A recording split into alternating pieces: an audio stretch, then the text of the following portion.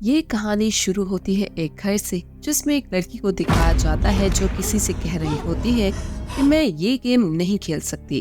तभी उसके पास एक आदमी आता है जो कहता है तुम्हारा दोस्त कभी वापस नहीं आएगा। लड़की के पास जो आदमी खड़ा होता है अचानक से स्पाइडर बन के उसके पीछे लग जाता है। उससे डरकर वो लड़की एक और जगह पहुंच जाती है जहाँ बहुत सारे दरवाजे होते हैं। तो उनमें से एक दरवाजा खोलती है तो वो सीधा अपने बेडरूम में चली जाती है। तब वो स्पाइडर उस पर हमला कर देता है तो वो लड़की जाग जाती है।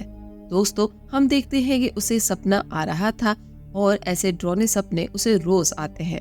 ये लड़की है जेसिका, जो बच्चों की किताबों की मुसन्निफा है और अपने म्यूजिशियन पति मैक्स के साथ रहती है। मैक्स की पहली शादी से 2 बेटियां हैं, छोटी बेटी एलिस और बड़ी बेटी टेलर। एलिस जेसिका को पसंद करती है लेकिन टेलर उसे करीब नहीं आने देती क्योंकि जेसिका को डरावने ख्वाब आते हैं। तो मैक्स उसके पुराने घर में शिफ्ट होने का मशवरा देता है और वो मान जाती है। जब ये खानदान जेसिका के बचपन के घर मुंतकिल होता है तो जेसिका देखती है कि उसने जो बचपन में पेंटिंग बनाई थी वो अभी भी दीवार पर मौजूद है। एलिस ये देखकर उसी कमरे में रहने का कहती है लेकिन टेलर उसे दूसरे कमरे में ले जाती है। दोस्तों, जेसिका चाहती थी कि मैक्स की बेटियां उसे अपना लें। अगले दिन जेसिका और एलिस एक गेम खेलते हैं जिसमें जेसिका को छुपना होता है और एलिस ने उसको ढूंढना होता है। इसी दौरान जेसिका को कॉल आ जाती है और घर से बाहर चली जाती है। एलिस को बेसमेंट से आवाज आती है जो उसे जाने पर मजबूर करती है। वहाँ उसे टेडी बियर मिलता है जिसका नाम चौंसी होता है। वो उसे अपने कमरे में ले आती है और टेडी बियर से अच्छी दोस्ती कर लेती है।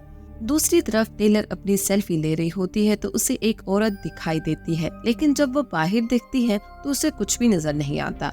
दोस्तों, मज़ीद ऐसी वीडियोस के लिए प्रिशा एक्सप्लेन को सब्सक्राइब करें और बेल आइकन पर लास्ट में क्लिक करें ताकि आपको आने वाली वीडियोस जल्दी से मिल सके।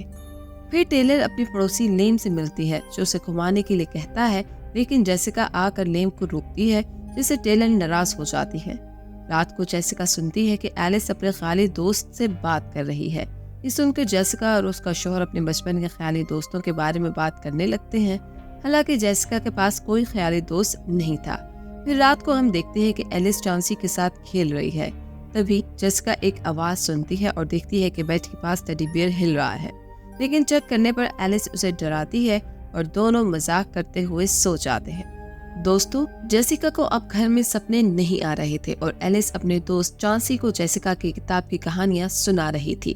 एक रात जेसिका को बेसमेंट से आवाज आती है और जब वो वहां जाती है तो उसे किसी का वजूद महसूस होता है।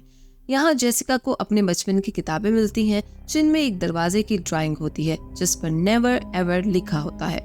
जेसिका उस किताब को अपने पास रख लेती है। फिर जब जेसिका एलिस को चॉन्सी से बात करते हुए देखती है तो वो उसे रिकॉर्ड कर लेती है ताकि मैक्स को दिखा सके। इस दौरान वो एक औरत को एलिस के साथ बैठा देखती है जिसका चेहरा नजर नहीं आता।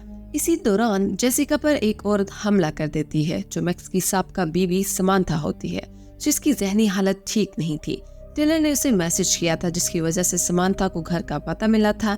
बाद में टेलर अपने वालिद से माफी मांगती है। एलिस बताती है कि चॉन्सी ने उसकी माँ समांथा को सुंदर बना दिया और चॉन्सी उसे महफूज रखेगा। चॉन्सी जेसिका को भी बताता है कि उसका भी एक दोस्त था और वो इसके हाथ का निशान हटा सकता है।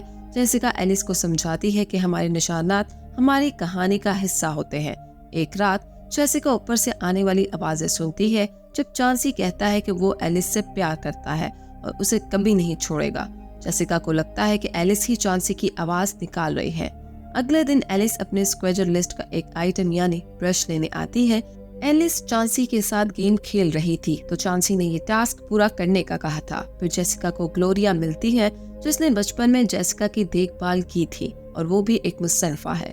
ग्लोरिया जेसिका को उसके बचपन की बातें बताती है जो जेसिका को याद नहीं थी। ग्लोरिया कहती है कि हर बच्चा नाजुक होता है और उन्हें पालते हुए सबका ख्याल रखना पड़ता है।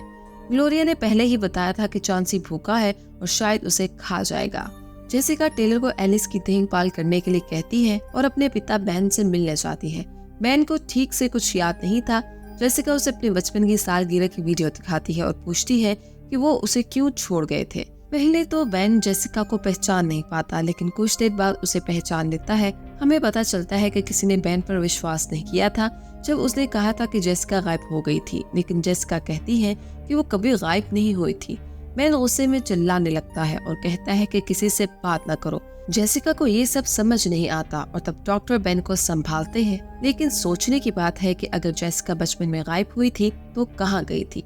इधर हम देखते हैं कि चाची के कहने पर एलिस अपनी किताबें बैग में भर रही थी और टेलर अपने दोस्त लियाम को घर बुला लेती है। लियाम शराब की एक बोतल उठाता है जो गलती से टूट जाती है।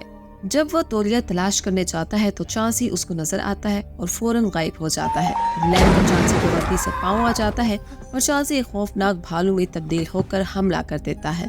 तभी जेसिका घर वापस आती है और उसे गार्डन से एलिस की आवाज आती है। चांसी के कहने पर एलिस अपना हाथ कील पर मारने वाली थी। तभी जेसिका बामुश्किल एलिस को रोक पाती है और उसके बाद एक बच्चों के माहिर नफ्सियात डॉक्टर सोटो को बुलाती है। सोटो एलिस को चांसी से बात करते हुए देखता है और चांसी जेसिका को धमकियां देता है।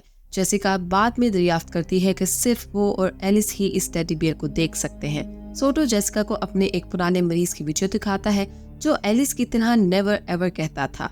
एलिस चांसी से बात करने के बाद गायब हो जाती है और टेलर इसकी जिम्मेदारी अपनी सौतेली माँ पर डालती है। सब लोग एलिस को ढूंढ रहे होते हैं।